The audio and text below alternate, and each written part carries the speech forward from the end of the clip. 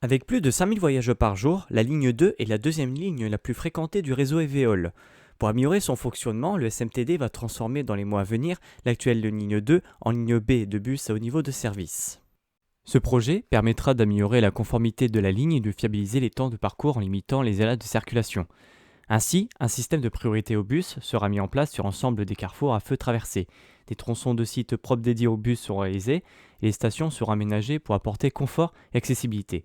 Plus de détails avec Claude Ego, président du syndicat mixte des transports du Douaisis. On découvre toujours des nouvelles problématiques. Alors maintenant, on touche vraiment à l'habitant lui-même, donc c'est le problème de stationnement devant, le problème de position du quai. Mais moi, l'impression que j'en ai sur l'ensemble des questions qui ont pu être posées ce soir, il y a quand même une volonté de lancer cette ligne parce qu'elle va amener beaucoup de régularité, beaucoup de fiabilité. Donc ça, je pense qu'on ne la remet pas en question. Après, bien sûr, maintenant, on est au niveau détail. Et c'est le but de cette réunion, c'est le but de l'enquête publique. C'est que les citoyens nous disent, oui, moi, le stationnement, je l'aurais plus devant chez moi, je le voudrais. Bon, et on a des possibilités encore aujourd'hui d'améliorer les choses. J'ai entendu des problématiques de vélo, il y a peut-être encore des améliorations, même si on a déjà des progrès dans cette voie. J'ai compris des problèmes de giratoire. Ça aussi, qu'il faudra qu'on regarde précisément. On n'a pas le plan de détail, on a ici plutôt un plan de principe. Après, il faudra le mesurer précisément. Voilà, je pense qu'on a franchi une première étape. Les gens sont globalement d'accord sur le projet. Après, on en est, comme on dit généralement, à la vis de 4. Mais la vis de 4 est importante pour bien faire en sorte que les gens intègrent bien l'intérêt de cette ligne. La difficulté dans ce genre de projet, c'est de trouver des compromis entre l'ensemble des problématiques. Faut-il garder du stationnement ? Faut-il faire des pistes cyclables ? Faut-il renforcer la sécurité sur les trajets ? À chaque fois qu'on peut le faire, on le fait. Mais il y a des fois, il faut bien avouer, que c'est très compliqué.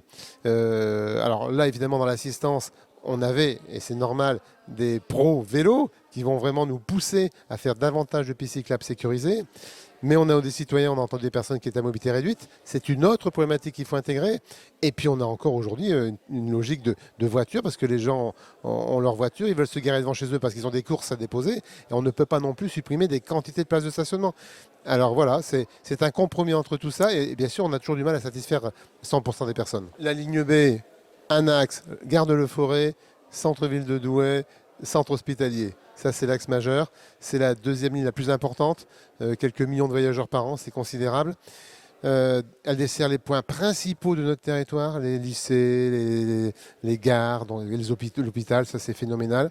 Les installations déjà qu'on a sur le raquet, sur Séanne, le Boulodrome, etc., de la patinoire.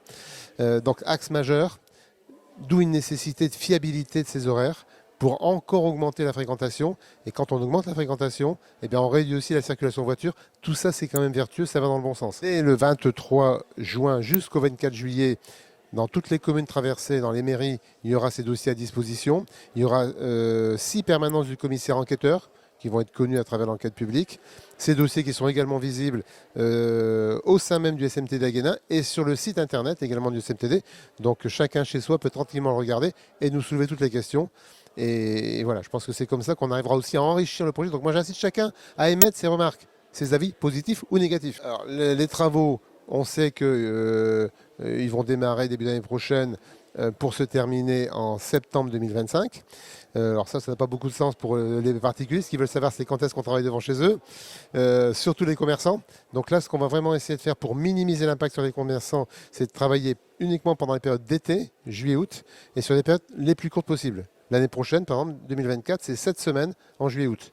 Voilà, et pour minimiser vraiment l'impact, d'autant plus que dans la rue de Paris, qui est quand même la rue majeure où il y a des commerces, dans ce projet-là, il y a d'autres travaux qui vont être faits par la ville de Douai. Donc vraiment, on va faire la meilleure coordination possible pour réduire le maximum de temps et la gêne aux commerçants.